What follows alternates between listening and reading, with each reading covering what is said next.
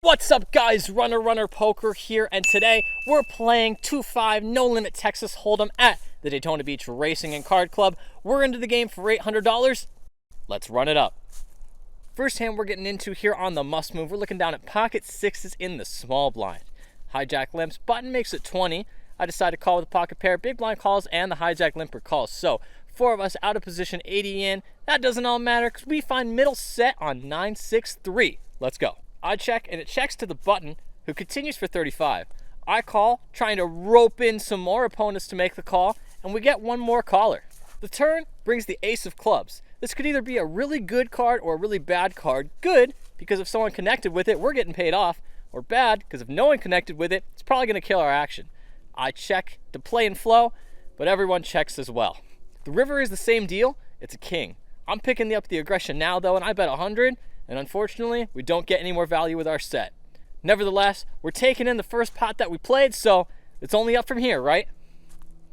Not too much longer after that, we're looking down at 5-6 of hearts on the button. There's an early position limp, it's folded to me, and I make it 20 to go.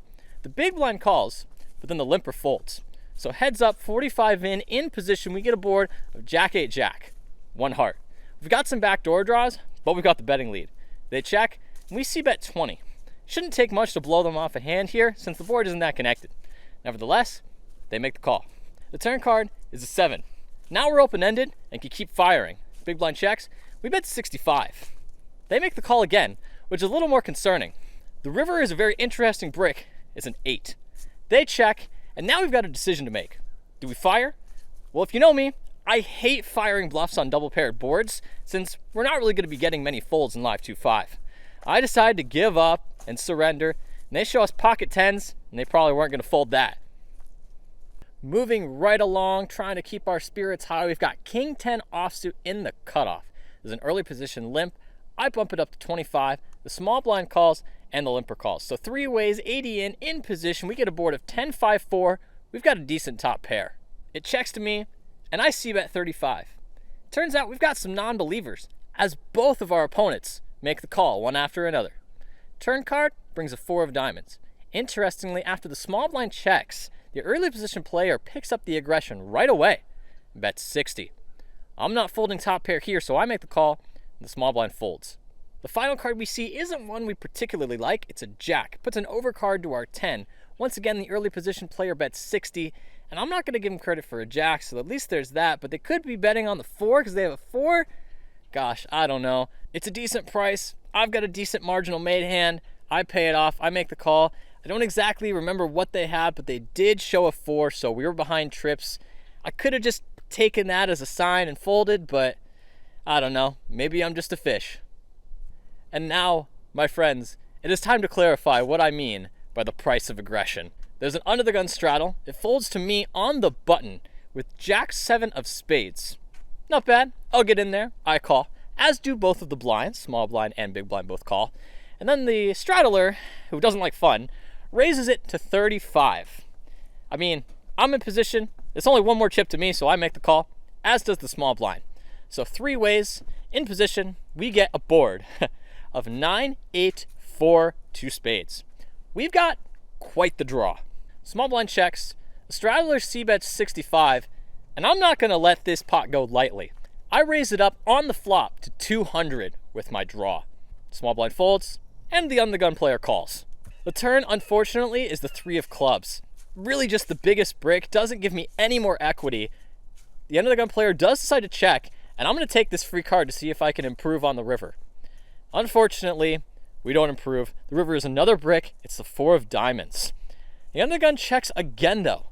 And at this point, I'm not winning this hand with Jack high.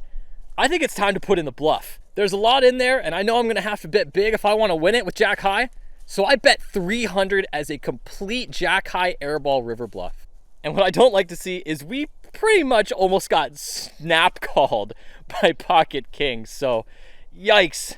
That one definitely took a big chunk out of our stack. Cost us some serious dollars. But you know what doesn't cost any serious dollars? Subscribing to the channel and hitting the like button. That's right, it is absolutely free for you to smash that subscribe button, smash that like button, and hopefully we can get out of this hole. Alrighty, seems like for whatever reason, we're only playing button hands today. we've got king queen suited on the button, and you know how much I love king queen. There's a couple limps, and a player before me makes it 25 to go. There's no way I'm folding this suited hand on the button, so I make the call, as do a couple of the limpers. Looks like we're going 5 ways in position to this flop, with about 105 in there. We get a board of queen 7-4. We've got top pair and some backdoor draws, which is always nice. There's 2 checks to the pre-flop aggressor, who continues for 65. There's no way I'm folding this hand here, so I make the call. And unfortunately, a player to go after us rips their stack in there for about 293. There's a little bit of a debate when they're counting their stack what the official number is, but eventually they decide that the number will be $293 to call. There is a call, so now we're staring down 2 ranges that are in there for 293. In this spot, I'm feeling kind of dead. We're gonna have to win the main pot to make much money here, and with this hand, not feeling it. I ultimately decided to let it go. We see her run out and see the cards, and the caller mucks. But the jammer shows ace queen, so we made a good fold. Whew. All right, keeping it strong. All right, we're in a slump. We gotta get out of this hole. We gotta start winning some hands. And what better of a hand to do that with than ace jack offsuit in the high jack. It's folded to us, we make it 20 to go. We get 2 calls, those being the cutoff and the small blind. So, with 65 in, 3 ways, we get a board of ace 10-5. Not bad. Checks to me, and I continue to push the value here for 40. Small blind is the only caller. Turn card brings the 3 of diamonds. Small blind checks, and I'm pushing the value even harder here for 80. Small blind must not be a believer, since they call again. The river is not a card I like to see. It's the queen of diamonds. Definitely connects the board a lot more. When the small blind checks, I'm just happy taking this one to showdown. I check and show, we're good, and finally, we're taking down a pot. Let's go. If you thought the last hand that we had was a good hand to start our comeback with, it gets even better. We've got my favorite hand in the game. That's right, the one, the only, the Jack 10 of hearts in the big blind this time. It's folded all the way to the button for this hand, who calls, and the small blind completes, and I'm not letting this limp stand. I make it 15 to go, little pot builder with our favorite hand. Both the button and the small blind make the call, so we've increased the pot to $45 now, 3 ways, second to go. The flop comes jack high. Let's go, top pair. Interestingly though, the small blind comes out and bets 20. No way I'm folding my top pair here. I make the call, and the button lets it go. The turn is pretty inconsequential. Interestingly though, the small blind gets a little cute. Kind of laughs when he places his bet for $10. Sir.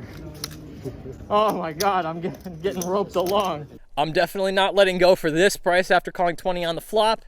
And then the river just brings in the gin card. It's a 10. We've got top 2 pair. The small blind checks, and I'm just kind of going for max here. I bet 100. Small blind just says that they have to call, and they make the call and show us ace jack. Ooh, I mean, we really hit the only card we could have hit. And hey, we hit it. This is the start of the comeback. Let's keep it going. It's time for a big one. It's time for a huge hand, time for a juicer. We're looking down at pocket kings on the button. Doesn't get much bigger than that. There's a raise from early position up to $15 and a call from the hijack, and there is no way we're letting more cards come out for that price. We raise it up to 60. The early position player is the only caller, so heads up, about 135 in the middle or so.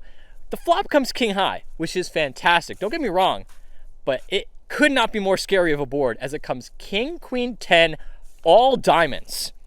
There's a possible royal on this board while we have top set. Very scary. Early position player checks, and this is a pretty scary board, so I decide to only bet 50 as we're going to get more money in if they have something, and they're just going to fold to any bet if they don't. And we're going to get more money in as they instantly raise us to 200. Wow. Well, we're definitely not going anywhere, so we make the call. The turn is an absolute brick. I think it was like the 5 of spades or something. Doesn't change the board at all. Early position player then doesn't continue to fire in the story, and they just check. I'm just kind of praying the board will pair, so I'm just going to take the free card that they're going to give me, and I check. The river, much like the turn, doesn't change the board at all. It's another complete brick, and the early position player checks again. Now I'm thinking at this point, after they've checked 2 more streets, I'm pretty sure I've got the best hand. Like, I pretty sure I've got the best hand. So if I have the best hand, I got to get some value. So I'm going for broke. I'm going for everything. I bet 250 with top set on this scary of a board. And very interestingly, our opponent thinks it over for quite some time and then ends up just calling our 250. And if they're calling, we know we're good. We show instantly, and they muck. They said they had something along the lines of ace, queen, ace of diamonds, but I didn't think that I could maybe have been against a lower flush that got scared, but wow. Pretty lucky to be good and get paid. So, hey, that's the big hand we were waiting for. So even though I didn't battle all the way back up to even, I'm calling it quits. I feel like I did the best that I could do with the amount of resources I had. Resource being mentality. I was kind of getting burned out, and I bet about 5 or 6 hours, and that was kind of the end of my line. So I left early. I actually, after running the numbers, finished down about 745 over that time period, which, you know, it happens. It's part of the game. Just lucky not to finish down more than that. If you watched last week's video, you may actually recognize this location. That's right, it is the same location as last week's video. It's just so beautiful, I had to come back. No, you got me. I'm recording 2 vlogs here. Hi, this is Alex from the future, or I guess the past. Whatever you want to say. We're back at Olino State Park. I mean, it was just such a beautiful place. I couldn't help but do 2 vlogs here. If you happen to have made it this far into the video, I've got something very special for you. That's right, we've got Runner Poker card protectors.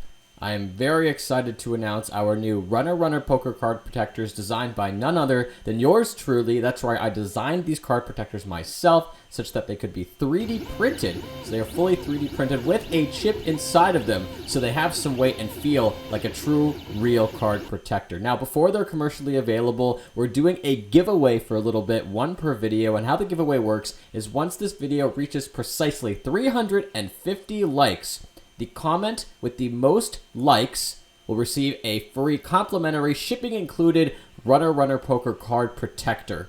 Once again, just to reiterate, 350 likes, most liked comment. Comment down below for your chance to win. So once again, thank you very much for running it up, well, I guess running it down with me today at Olino State Park, just a little bit out of Gainesville, Florida, and we played, of course, at the Daytona Beach Racing and Card Club. And so, as always, my friends, keep your body healthy, keep your mind healthy. This is Runner Poker. Have a good one.